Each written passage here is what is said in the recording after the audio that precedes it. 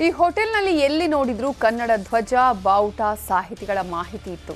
ಈಗ ಮತ್ತಷ್ಟು ಪೋಸ್ಟರ್ಗಳು ಗ್ರಾಹಕರ ಗಮನ ಸೆಳೆದಿದೆ. ಈ ಪೋಸ್ಟರ್ ಓದಿದವರಿಗೆ ಜಾಗೃತಿಯನ್ನು ಮೂಡಿಸ್ತಾ ಇದೆ. ಹೋಟೆಲ್ನಲ್ಲೂ ಮತದಾನ ಜಾಗೃತಿ, ಮತದಾನ ಮಹತ್ವದ ಪೋಸ್ಟರ್ ಅಳವಡಿಕೆ. ರಾಜ್ಯ ಚುನಾವಣಾ ಆಯೋಗ ಮತದಾರರ ಜಾಗೃತಿ ಮೂಡಿಸುವಂತ ಕೆಲಸವನ್ನ ಶುರು ಮಾಡ್ತಾ ಇದೆ. ಪರ್ಯಾಯವಾಗಿ ಇದಕ್ಕೆ ಜನರು ಕೂಡ ಈಗ ಮತದಾನ ಜಾಗೃತಿ ಮೂಡಿಸುವಂತ ಕೆಲಸವನ್ನ ಮಾಡ್ತಾ ಇದ್ದಾರೆ. ಮತದಾನ ಜಾಗೃತಿ ಮೂಡಿಸುವಂತ ಈ ರೀತಿಯಂತ ಪೋಸ್ಟರ್ಸ್ ಗಳನ್ನ ಹಂಚಿರೋದು ನಿಮಗೆ ನೋಡಿದ್ರೆ ಗೊತ್ತಾಗುತ್ತೆ. ನಿಮ್ಮ ವೋಟು ಮಾರಿಕೊಳ್ಬೇಡಿ, ಯಾವುದೇ ಆಮಿಷಗಳಿಗೆ ಒಳಗಾಗಬೇಡಿ. 500, 2000ಕ್ಕೆ ಮತ ಮಾರಿದ್ರೆ ಏನು ಉಪಯೋಗ? ಇವೆಲ್ಲ ಚುನಾವಣಾ ಆಯೋಗ ಹಾಕಿರೋದಲ್ಲ.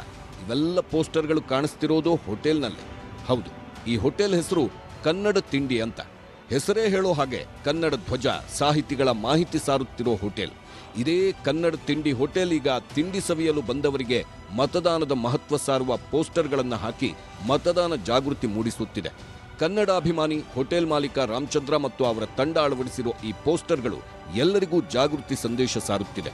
ನಮ್ಮ ಬೆಂಗಳೂರಿನ ಜನ ಇದು ವೋಟ್ ಮಾಡಲ್ಲ, ಬಹಳ ಬೇಜಾರಾಗತ್ತೆ. ನಿಮಗೆ ವೋಟ್ ಮಾಡಕ್ ಹಕ್ಕಿಲ್ಲ ಅಂದಮೇಲೆ ನೀವು ನಿಮ್ಮ ಸಮಸ್ಯೆಗಳು ಕೇಳಕ್ಕೆ ನಿಮ್ಗೆ ಹಕ್ಕಿಲ್ಲ.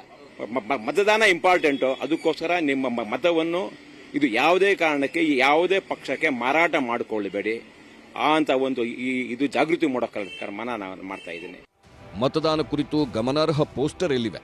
ನಿಮ್ಮ ವೋಟು ಮಾರಿಕೊಳ್ಬೇಡಿ, ಯಾವುದೇ ಆಮಿಷಗಳಿಗೆ ಒಳಗಾಗಬೇಡಿ, 500, 2000ಕ್ಕೆ ಮತ ಮಾರಿದ್ರೆ ಏನುಪಯೋಗ? ಹೀಗೆ ಜನರಲ್ಲಿ ಜಾಗೃತಿ ಮೂಡಿಸುವ 10ಕ್ಕೂ ಹೆಚ್ಚು ವಿವಿಧ ಪೋಸ್ಟರ್ ಗ್ರಾಹಕರಿಗೆ ಕಾಣುವಂತೆ ಅಂಟಿಸಿದ್ದಾರೆ. ಪೋಸ್ಟರ್ ಮಾಡಿರೋದು ಒಳ್ಳೇದು. ಈ ಎಲ್ಲ ಜನಗಳು ಹಣಕ್ಕೋಸ್ಕರ ಎಲ್ಲ ಮಾರಾಟ ಮಾಡ್ಕೊಳ್ಳೋದು ಬಂದಿದೆ. ಈಗ ಎಲ್ಲ 1000 ರೂಪಾಯಿ, 2000 ರೂಪಾಯಿ, ಆಮೇಲೆ ತಿರ್ಗಾ ಸೀರೆ, ಬಟ್ಟೆ, ಕುಕ್ಕರು ಎಲ್ಲ ಕೊಡೋದು ತಗೊಳ್ಳೋದು ಅದೆಲ್ಲ ತಪ್ಪದು. ನಮ್ಮ ಇದರಿಂದ ಚಲಾಯಿಸ್ಬೇಕು. ನಾವು ಇನ್ನೊಬ್ಬರ ದುಡ್ಡು ಕೊಟ್ಟು ಚಲಾಯಿಸೋದ್ರಿಂದ ಏನೂ ಇದಿಲ್ಲ. ಅದು ಕಳೆದ ಚುನಾವಣೆಯಲ್ಲಿ ಬೆಂಗಳೂರಿನಲ್ಲಿ ಮತದಾನ ಪ್ರಮಾಣ ಕಡಿಮೆಯಾಗಿತ್ತು. ಇದಕ್ಕಾಗಿ ಈ ಬಾರಿಯೂ ಮತದಾನ ಜಾಗೃತಿ ಮೂಡಿಸುವ ಕೆಲಸವನ್ನ ಸ್ವ ಇಚ್ಛೆಯಿಂದ ಮಾಡುತ್ತಿರುವ ಕನ್ನಡ ತಿಂಡಿ ಹೋಟೆಲ್ ಕಾರ್ಯ ಮೆಚ್ಚುವಂತದ್ದು. ಬೆಂಗಳೂರಿನಿಂದ ಕ್ಯಾಮರಾ ಪರ್ಸನ್ ವೆಂಕಟೇಶ್ವರ ಜೊತೆ ಶರಣು ಹಂಪಿ, ನ್ಯೂಸ್ 18.